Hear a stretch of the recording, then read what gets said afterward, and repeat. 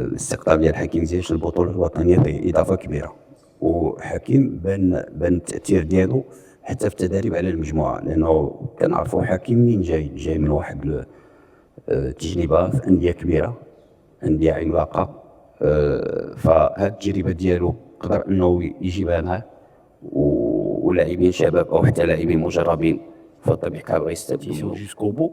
انوصلوا 37 مباراة 37 مباراة 120 يوم، فهذا تعطيك معدل ديال مباراة كل 3 أيام باش يمكن تمشي بنفس المستوى وبنفس جميع المسابقات. خصك تركيبة بشرية اللي تكون فيها تنافسية، لأنه الآن لما تجيب بيا مع لاميرات مع باكاسو مع وليد الصبار فكاينة منافسة، فتقريبا بنفس المستوى التقني ديالو، فاللي ما غيبانش الفرق. وهذا هو اللي كنا كنبحثوا عليه حتى فيما يخص الدفاع حتى فيما يخص الهجوم. هذا اللي خلانا نمشيو نديروا انتدابات قويه، لانه غادي نحتاجوا جميع لاعب في الوداد او في انديه كبيره، فجوج ديال العوامل مهمه: الضغط والمنافسه.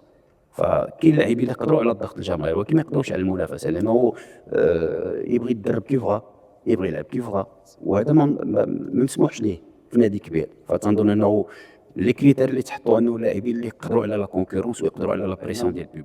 المجيء ديال موزيس بانياغا فتنظن انه ساهم كذلك حتى باش حنا نمشيو وراء الرغبه ديال لوش ونخليو انه يغادر. مي لوش باقي لي جوج المباريات معنا، المباراه ديال غدا ان شاء الله والمباراه ديال العوده في الكونغو، وبعد ذلك يلتحق بالنادي الجديد ديالو. نتمنى له التوفيق. بالنسبه للاعبين غدا كلهم متاحين، ما عندناش اصابات، ما عندناش غيابات، حتى اللاعبين المنتدبين الجدد حتى هما متاحين.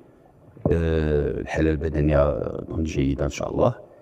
نتمنى انه غدا الهدف ديالنا هو نتحكموا في الايقاع، حنا نديو المباراه فين بغينا، حنا نتحكموا في الايقاع ديالنا.